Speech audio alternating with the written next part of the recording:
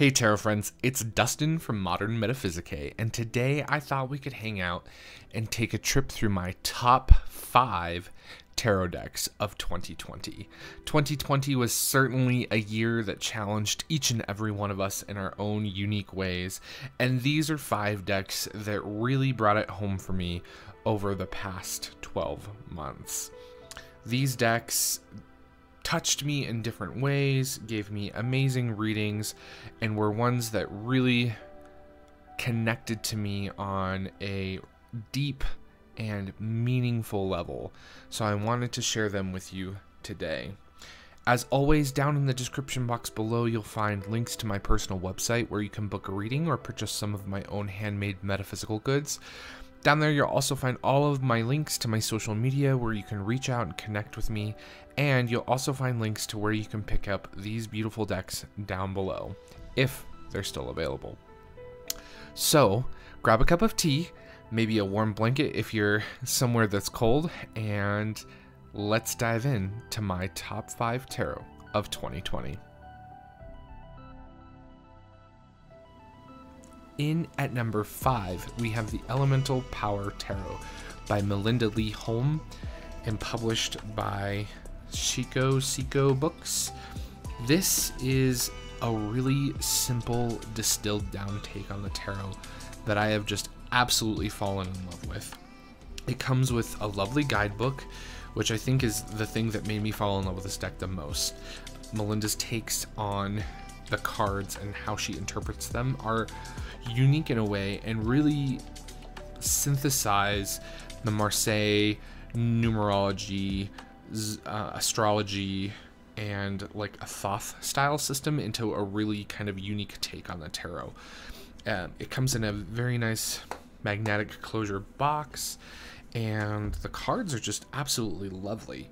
The cardstock is very similar to Taroko Studio cardstock in terms of its finish and its thickness. It's a really nice cardstock. I really enjoy it.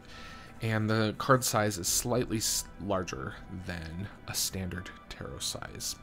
The artwork in this deck is just really unique. When I first saw the artwork for this deck, I was immediately drawn to it. It has kind of a etching quality to it that I really love.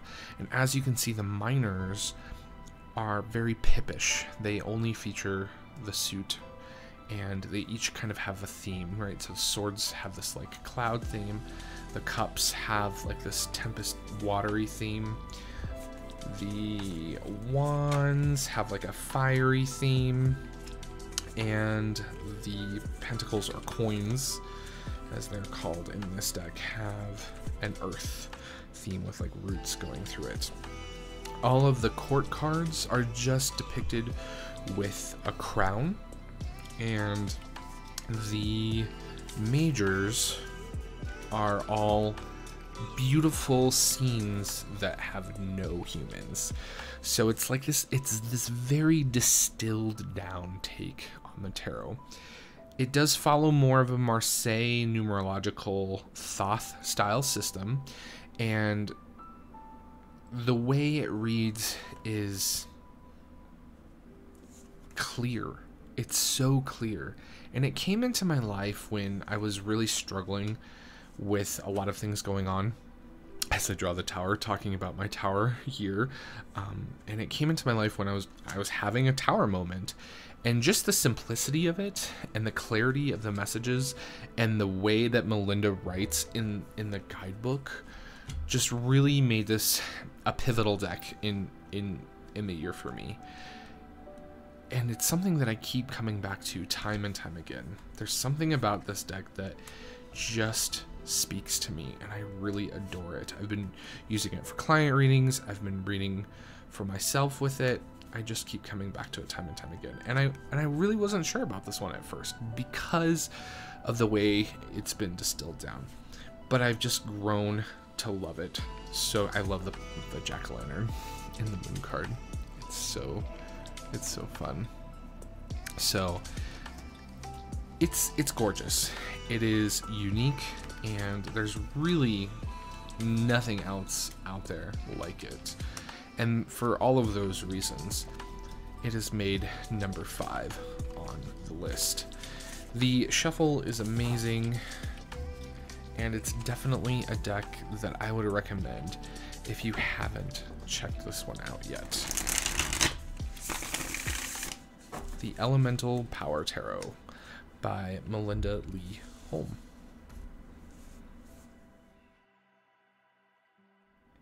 In at number 4, we have Terro de Marseille-Waite by Emmanuel Iger and Alice Laverty. This deck is a little difficult to get your hands on. It's published in France, and I saw it originally floating around in a couple of different Facebook groups and knew that I immediately needed to have it because it is by far the best mashup of the traditional Marseille and Pixie's famous depiction of the tarot in the RWS that I have seen ever. It comes in this nice 2-piece box, which is lovely. It also comes with a little satin bag that I don't use anymore, and it also has a guidebook, which is all in French. The cards themselves are a standard tarot size. They are printed on a nice cardstock. It's very similar to a standard US Games cardstock, and the artwork is just amazing. I love the backs. I love the very obvious nod towards the classical Marseille playing card back, and then the fronts obviously have this really beautiful, almost manuscript-like art style of very simplistic line drawings with watercolor. The minors are obviously drawn from Pixie's depiction in the RWS, and the majors are obviously taken from the classical Marseille decks. And I think what really makes this deck successful is the fact that they redrew the whole deck in their own sort of art style, and the fact that it kind of has this manuscript feel to it. Even though these minors are depicted in that kind of a style, they still feel older. And I think that's really what was appealing to me about this deck when I first got it. Since I've gotten it, it's a great deck to read with. I found that I really enjoy reading with it for myself and reading in sort of a mashup Marseille-Waite kind of way. I found that clients find it really great to have in their reading because it has some imagery and things that they're familiar with the RWS, but sort of that mystery that I think a lot of people feel around the Marseille system. So it's this really unique thing that I think a lot of different creators have tried to do, but it always feels like it's missing something, and these two nailed it like perfectly. So look at this card. The Eight of Cups is like one of my favorite cards. I always look at Eight of Cups when I look at new decks, and it's stunning. The color palette in this is muted, but it's still very vibrant. It's just a really wonderful deck, and I've really been enjoying reading with it. It shuffles beautifully. There's not a whole lot to complain with about this deck. It's very obviously, since it's one of my top 5 decks. I would highly recommend you check this one out if you do enjoy both the RWS system and the Marseille system, because it is just a really great mashup of both of those styles of tarot, and I have just really enjoyed it this past year. It's really been a comfort deck. It's like one of those decks that I love to sort of, wrap myself in a blanket with and just do random tarot readings about things with and things like that. So definitely check this one out if you haven't yet. The Terro de Marseille-Waite.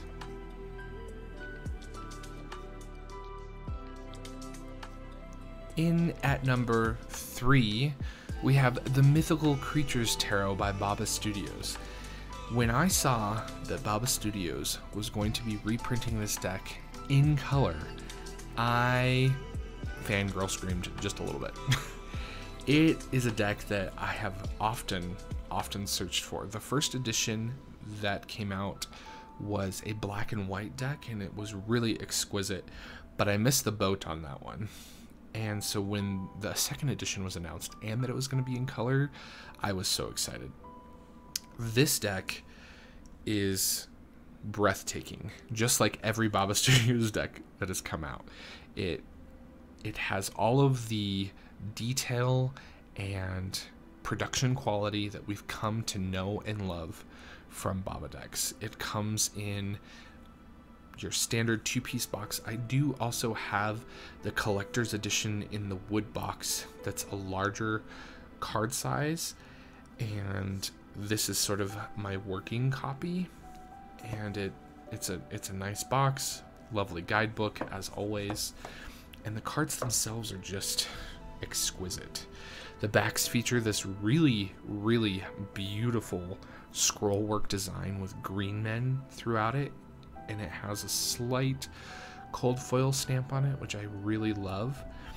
And the fronts are just, the detail in this artwork just blows my mind. There's so much going on in these cards. They're beautiful in ways that I can't even express. And I think the reason why I have loved this deck so much this year is because it really reminds me of my very first deck, which is the Celtic Dragon Tarot. It's funny that the Hermit comes up when I'm talking about this, because the Celtic Dragon Tarot has sort of a similar aesthetic, I would say. And this deck just, it gives me that sense of nostalgia of, you know, sitting in my pajamas on my bed, reading the Celtic Dragon Tarot guidebook and pulling cards and pulling cards about like random things in high school when I was like 16. So for me, this deck just really has a very special place in my heart, and this is like a grown-up version of that deck for myself, and I just really adore it.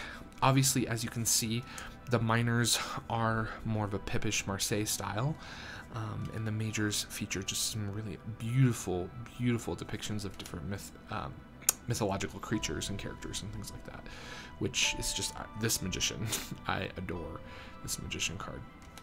This deck is just exquisite. There's no real other way for me to describe what this deck is, and the cold foil stamping just really accentuates the beauty of the artwork in this deck that I can't even begin to describe to you. Like, it's hard to pick up on camera, but let me see if I can get it to, you can kind of see it there, but the cold foil is just, it's amazing. It just sparkles and comes alive. So this was an easy pick for my number 3 spot.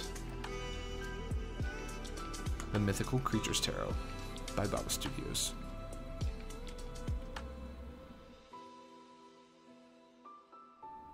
In at number 2, we have the Mystic Masters Tarot by our very own Danny Mystic.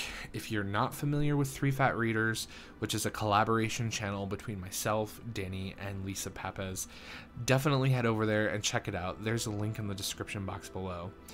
This is Danny's very own deck, and can I say that I have been waiting for this deck for some time. Every time Danny sent us an image or an idea or a glide showing us her working on things for this deck, my mouth literally watered, because this deck is so much of what I enjoy about art and tarot and aesthetics and things like that, that I don't think I could have made a deck that I loved more for myself. Danny just did an amazing job on this deck. It comes in a nice little tuck box, and the cards themselves are a standard tarot size with this really lovely engraving design on the back. I think it's wallpaper, which is just fun in my opinion. And the front, I can't even begin to express how beautiful these cards are. The what Danny did was she took 16th and 17th century engravings, right? And she printed them out on watercolor paper, and then she went through and collaged on them and painted on them, and did different kinds of techniques like splatters and drawing and all. I mean, she just worked her magic on these cards, and they're exquisite. They're so unique. They're so her. If you know Danny, they're very her. But I really love them, and I instantly connected with the deck. Danny did a really good job of taking time and looking through probably hundreds of thousands of antique engravings for imagery that really resonated with her and what the tarot meant for her. And you can really see that when you're going through this deck, because the images that are in this deck are very thoughtful, right? They're very thoughtful and very well placed. There's a lot of attention to detail, to symbolism and things like that you can see in these cards. So it was just like the happiest day when Danny sent me a preview copy of this deck, which is this one right here. And ever since I got it, I have been obsessively reading with it. I just can't put it down.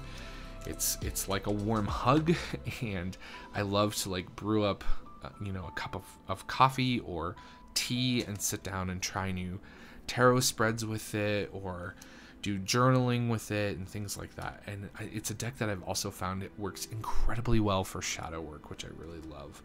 So this deck definitely had to be on my top 5 for the year, because it was just a huge part of the past year for me, not working with Danny, but helping Danny work through things on this deck, seeing things, knowing that it was coming, not being able to talk about it, things like that, and just being in complete and total awe of how beautiful it was an experience. So I'm very grateful to have this deck in my collection. It will be a prized treasure for a very long time. So definitely an easy pick for number 2, the Mystic Masters Tarot.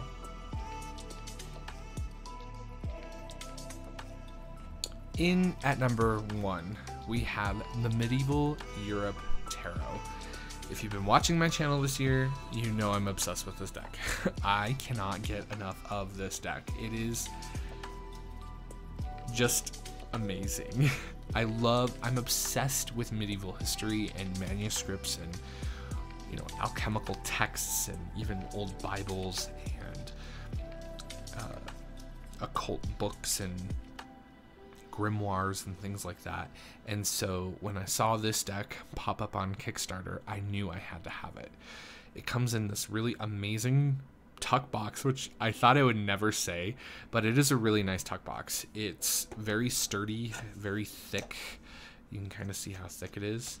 Cardboard that has that rose petal finish on the outside, so it's a really nice tuck box. It also comes with this amazing little guidebook, which is a hardcover like velvet embossed book, and it's just a great little book that features all of the cards and information about it on the inside.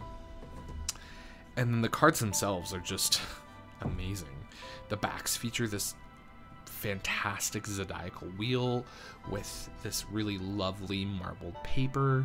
It's gilt in this antiqued gold, which is not that kind that like rubs off on your fingers, and it's not the super shiny kind, which I really appreciate. And the artwork is just amazing.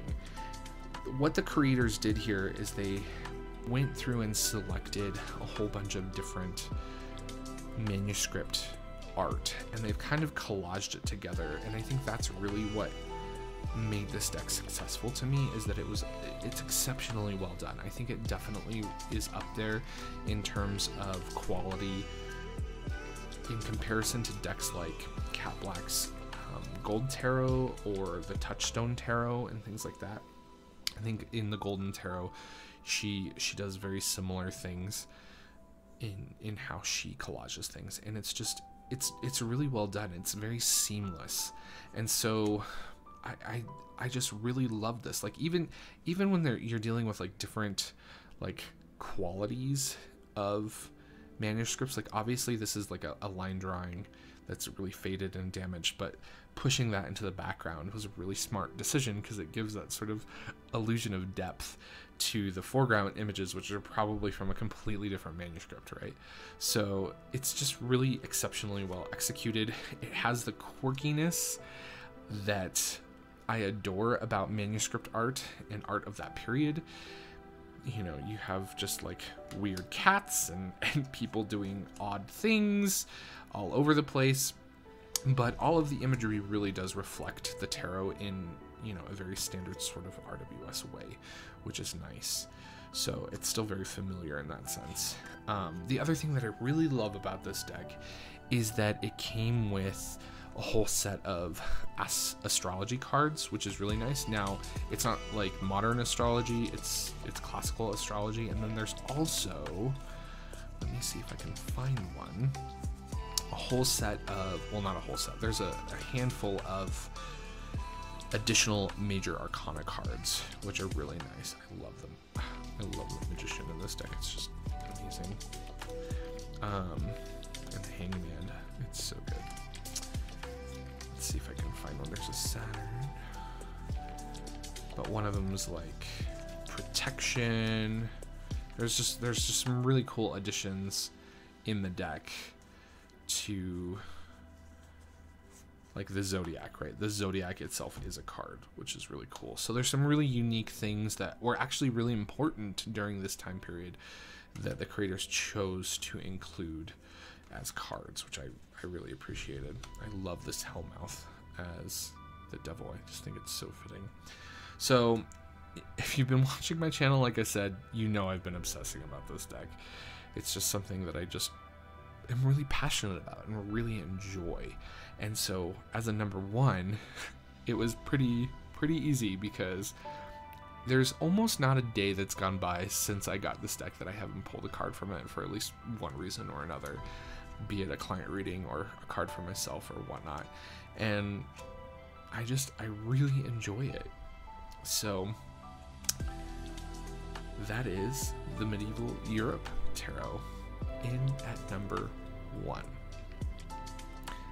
So those were my top 5 decks from 2020. I hope you enjoyed this video. I definitely always wait till the year's over to do these because I like to really sit with and think about like what decks came in, which ones I really connected with. Were there ones that came in late in the year that I really loved, which obviously some of these are, and yeah, these were just the ones that just really stood out in my mind, in my own personal practice as well as reading professionally, and ones that just really nailed it in my opinion for 2020. If you haven't checked any of these out, be sure to do so. If I've done a walkthrough of any of these, I will put the link in the description box below. I do plan on doing walkthroughs for some of the ones that I haven't, so keep an eye out. Be sure to like this video and subscribe so you don't miss those future deck reviews. As always, I really appreciate all of you guys coming to hang out with me and check out some tarot decks. Down below, you'll find all of the information that you could ever want, so be sure to check that out at the end of the video. And as always, remember, everyone is fighting a battle that you know nothing about. So be kind, always. Bye, everybody.